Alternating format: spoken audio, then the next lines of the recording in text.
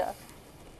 చాలా అంటే చాలా తీవ్రమైన వ్యాఖ్యలు ఇవాళ సుప్రీంకోర్టు చేసింది హైదరాబాద్ సెంట్రల్ యూనివర్సిటీకి సంబంధించిన కేసులో.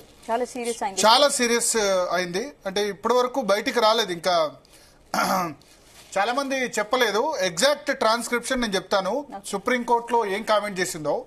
సుప్రీంకోర్టు ఏకంగా తెలంగాణ చీఫ్ సెక్రటరీ జైలుకు వెళ్లాల్సి వస్తుందని హెచ్చరించింది. అంటే ఏం చేస్తున్నారు అసలు చీఫ్ సెక్రటరీ? ఇంత విధ్వంసం జరుగుతుంటే, ఈ కొట్టివేస్తుంటే ఏం చేస్తున్నారంటూ ప్రశ్నించి చీఫ్ సెక్రటరీ జైలుకు వెళ్ళాలనుకుంటున్నారా అంటూ కామెంట్ చేసింది.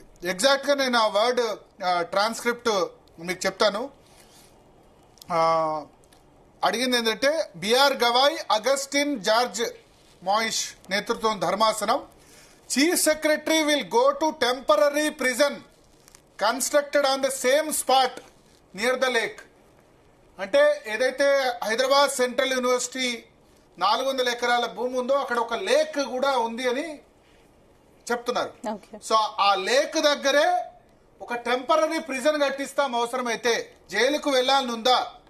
If the chief secretary wants to enjoy the state hospitality one cannot help it అని కామెంట్ చేసిన పరిస్థితి మనకు కనిపిస్తుంది. చాలా చాలా సీరియస్ వార్నింగ్ ఇచ్చింది ఇక్కడ జరుగుతున్న దాని మీద. అయితే మన ఇంకొక ఇంపార్టెంట్ కేసు కూడా ఇవాళ సుప్రీంకోర్టులో జరిగింది. సుప్రీంకోర్టులో ముఖ్యంగా ఇవాళ మరొకసారి సుప్రీంకోర్టు సీఎం రేవంత్ రెడ్డి మీద సీరియస్ అయింది. ఇది వేరే కేసులో. ఇప్పుడు మనం మాట్లాడుతుంది, ఇప్పటివరకు మాట్లాడింది హెచ్సియు సంబంధించి. ఇది మాట్లాడుతుంది వేరే కేసు. అదేంటంటే ఎమ్మెల్యేల ఫిరాయింపు వ్యవహారం. 10 మంది ఎమ్మెల్యేల ఫిరాయింపుకు సంబంధించిన కేసులో నిన్న ఒకసారి సుప్రీంకోర్టు సీరియస్ అయింది. ఇవాళ మరొకసారి సుప్రీంకోర్టు రేవంత్ రెడ్డి మీద ఆగ్రహం వ్యక్తం చేసింది. ఇది వేరే ఫిరాయింపు ఎమ్మెల్యేలకు సంబంధించిన కేసు. దానికి సంబంధించిన విజువల్స్ మనం కనుక ప్లే చేస్తే కనుక చూడొచ్చు. సో ఆ కేసులో ఏమన్నారంటే, 10 మంది ఎమ్మెల్యేలు ఎవరైతే పార్టీ ఫిరాయింపులకు పాల్పడ్డారో ఆ ఫిరాయింపులకు పాల్పడ్డ ఎమ్మెల్యేలకు సంబంధించి మొన్న అసెంబ్లీలో సీఎం రేవంత్ రెడ్డి ఒక ప్రకటన చేశారు కదా స్పందన. ఏంటంటే మళ్ళీ ఎన్నికలు రావు, ఇంకా మళ్ళీ ఎన్నికలు రావడానికి, ఉప ఎన్నికలు రావడానికి అసలు అవకాశం లేదు, ఏమాత్రం అవకాశం లేదు. ఎందుకంటే గతంలో ఉప ఎన్నికలు రాలేదు, ఇప్పుడు కూడా ఉప ఎన్నికలు రావంటూ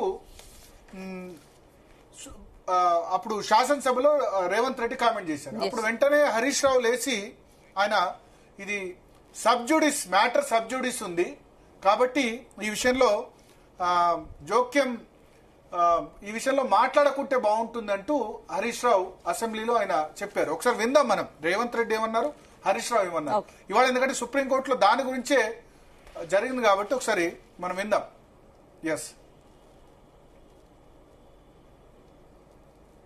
ఆనాడు ఎమ్మెల్యేలు మారితే మీరు మంత్రులు చేశారు, కనీసం మేము అట్లా కూడా చేయలేదు. మారిందా మారలేదట, వాళ్ళు మేము మారనే లేదు, ముఖ్యమంత్రిని అభివృద్ధిలో కలిసి వచ్చినామంటారు. మీరు మంత్రులు చేసిన వాళ్ళు డిస్క్వాలిఫై కాలేదు, ఉప ఎన్నికలు రాలేదు. బాజాప్తే గవర్నర్ దగ్గర పోయి మంత్రులే చేసి 5 ఏళ్ళు మంత్రి, 10 ఏళ్ళు, ఒక ఆయన 8.5 ఏళ్ళు, మా అక్క 4.5 ఏళ్ళు మంత్రి చేసింది. ఎన్నడూ ఉప ఎన్నికలు రాలే. కానీ ఇప్పుడు ఉప ఎన్నికలు వస్తే వచ్చే వారమే ఉప ఎన్నికలు అంటారు. అధ్యక్ష ఎట్లా వస్తాయి అధ్యక్ష? చట్టం మారలే, న్యాయం మారలే, స్పీకర్ ఆఫీసు సేమే ఉంది, పాలకపక్షం ప్రతిపక్షం అట్లనే ఉంది, రాజ్యాంగం అసలే మారలేదు. ఇంకెట్లొస్తాయి అధ్యక్ష ఉప ఎన్నికలు? నాకు అర్థం కాలేదు. ఏ రాజ్యాంగం ప్రకారం వస్తాయి అధ్యక్ష? డాక్టర్ బాబాసాహెబ్ అంబేద్కర్ గారు రచించిన రాజ్యాంగం ప్రకారము ముఖ్యమంత్రి గారు ఏమన్నారంటే, మేము ఈ 10 మంది ఎమ్మెల్యేలు డిస్క్వాలిఫై కారు, అది గతంలో కాలేదు, ఇప్పుడు కూడా కారు అంటే, నేను వెంటనే ఇక్కడ నుంచి సుప్రీంకోర్టులో ఉన్న మ్యాటర్ను మీరు ఎట్లా మాట్లాడతారంటే, మాకు ఇమ్యూనిటీ ఉంది, మేము ఏదైనా మాట్లాడవచ్చు ఈ సభలో లోపల మాట్లాడతామన్నారు. అయితే ఐఎమ్ కోటింగ్ అధ్యక్ష, పేజ్ నెంబర్ 10. ఇవాళ ఈ విషయం మీదే సుప్రీంకోర్టు రేవంత్ రెడ్డిని తప్పుపట్టింది. ఈ విషయాన్ని ఆర్యమా సుందరం బీఆర్ఎస్ తరపు న్యాయవాది సుప్రీంకోర్టు దృష్టికి తీసుకొచ్చారు. ఏంటంటే మరొకసారి సీఎం ఈ విధంగా కామెంట్ చేశారు, బై ఎలక్షన్స్ రావని కామెంట్ చేశారు, అది స్పీకర్ సమక్షంలోనే చేశారు. ఈ నేపథ్యంలో నిష్పాక్షికత ఏ విధంగా ఉంటుంది అన్నప్పుడు బిఆర్ గవాయ్ చాలా ఘాటుగా స్పందించారు. గతంలోనే రేవంత్ రెడ్డికి ఒకసారి మేము ఈ విషయంలో వార్నింగ్ ఇచ్చాం. ముఖ్యంగా లిక్కర్ స్కామ్ కేసులో కవితకు బెయిల్ ఇచ్చినప్పుడు ఆయన కామెంట్ చేశారు, కొంత అడ్వర్స్ కామెంట్ చేశారు. ఆ విషయంలో సుప్రీంకోర్టుకు రేవంత్ రెడ్డి క్షమాపణ కూడా చెప్పారు. సో గతంలో లిక్కర్ కేసులో కవితకు బెయిల్ వచ్చినప్పుడు న్యాయ వ్యవస్థ మీద చేసిన కామెంట్ చేసినప్పుడే మేము సీరియస్ గా స్పందించాల్సింది. అప్పుడే కోర్టు ధిక్కరణ